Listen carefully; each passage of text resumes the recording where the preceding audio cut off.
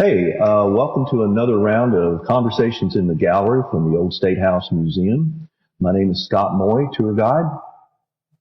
My name is Jim Hickey. I'm a senior tour guide here at the Old State House Museum. Today we're going to be discussing Arkansas secession. So if we get back then to the convention vote statewide. Statewide, they voted to have the secession convention. But if you look at who was elected, you see another little interesting tidbit. The majority of the candidates that were elected to this secession convention were unionist candidates. Exactly. They were the majority. If you look, Arkansas at that time had a voting population of 62,000. Mm-hmm. Approximately 70% or 43,000 voted in the convention delegate election.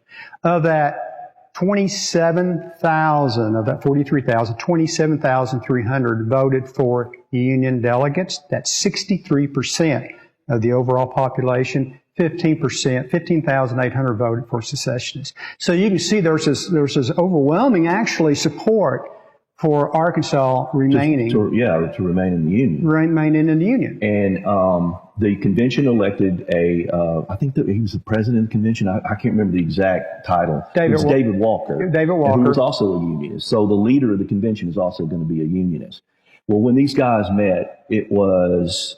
that was March 3rd they met. Was it? Okay. Yeah, the first time. This is the first time.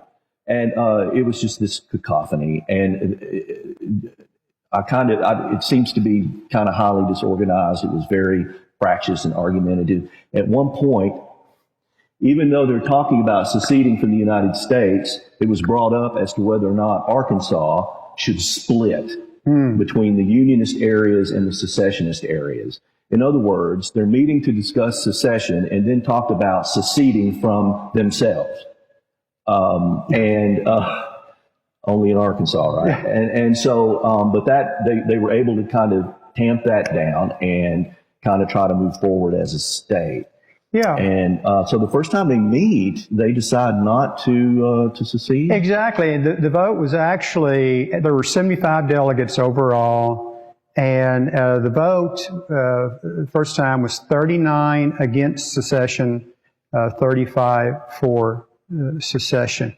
And at that time, the convention could have just put up that resolution saying we're not seceding, but the secessionists were really continuing to push the matter. So ultimately what happened is that the unionists agreed to a statewide vote, allowing the voting population of Arkansas to vote whether they wanted to secede or stay in the Union. That would occur in August.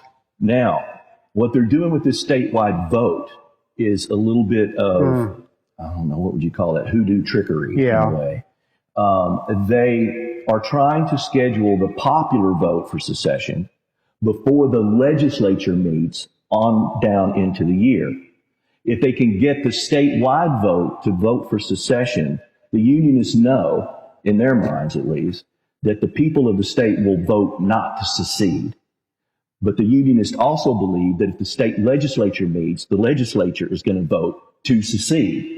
So you can see this political machination going around here. Right. That was that driving force, because they had the unions had every right to say, we're not seceding, but they were fearful that the House would meet, just as you indicated, and then Arkansas would leave. That's why they really came up with this compromise. But, you know, some of the discussions here during that time, you have to kind of think, what were these people thinking of in Arkansas? Because if you look at Arkansas geographically, and we have talked about this. Time again. Yeah, early on at this time period, it was looking like Missouri might secede. Tennessee had already seceded. Mississippi had already seceded. Louisiana has seceded. Texas seceded. You've got the Indian territories that was under the Confederate control. And so if Arkansas remained in the Union, it would be surrounded. Yeah, it would have been, cut off. I mean, how would we be supported? So it makes you wonder. Union? And there was even a Texan that attended here. He was an ex-Arkansan that left to go to Texas, and he was a representative of the Confederate government. And he was here, and he told the delegates, "If you don't secede, Texas is going to do an economic boycott on you." So all these elements that you're talking about, right? Yeah, it kind of keeps going that way. Okay, so they meet, they vote not to secede. Something happens along the way. And one of our fundamental questions here is something that we're not going to be able to answer, Right. is what made Arkansas change its mind and move toward secession. And in the past, I think a lot of people focused on the firing on Fort Sumter, which was in April 12th. April 12th, 1861, Yes. as being the linchpin that Yes. pushed Arkansas over. I don't know, a lot of times in Arkansas history we say that was the deal. That was what pushed it over. But I think if you look at the complicated situation here, I don't know if there was any one particular thing that did that. Well, you had Geography. Interesting. You have firing of Fort Sumter. Then April 15th, you have Abraham Lincoln making this request for 75,000 troops. Arkansas was supposed to have like 750. So that was, as you say, that was the motivation to call back the convention, because there was a clause under the first convention is that the state vote would occur unless conditions changed that required the convention to re-meet again. Mm-hmm. That was the element that drove for the second convention. Right. Here then is where you had a unionist control convention the second time, and you start seeing these defections. Now, they begin to kind of peel off. Yeah, I mean, you had David Walker from Fayetteville. He was the president of the convention. You had William Fishback from Fort Smith. You had, they had economic reasons. I mean, David Walker had interest in the railroads in western. Yeah, because Walker wanted to run that railroad from North Arkansas down to South Arkansas on the western border. Where I think they're trying to put a new interstate. Yeah. And then Fishback had interest, in the Indian Territory. So this group then has the sort of like an evolution of something is changing here. Yeah. We don't really know what it is. But we'll talk a little bit about maybe what it was. I'm not sure. So the second convention comes about, and then there's discussions on secession again. Now, oddly enough, during this time, there was still a group of unionists that said, wait, we still need to have the voters of Arkansas vote for secession or not. That was defeated 55 to 15. So it seems like all regard for staying in the Union was slowly exiting. Yeah. So that's when we have the second and final vote. Okay. And all these guys, and when they took the vote, there were ultimately 5 unionists that held on. Yes. And they were, I guess, encouraged by the other secessionists and the other unionists to please go ahead and change their vote so that Arkansas would have a firm footing and solid footing. The question becomes, are these guys doing this out of what they believe is right, or are they representing their voters, the ones that sent them to the convention to begin with? And that's another kind of mystery. That's the point. But if you look at, we know that Isaac Murphy was the only individual that maintained his no vote. And, one of the things Isaac Murphy said was that he was elected by the voters of his county to keep Arkansas in the Union. He stood by his vote.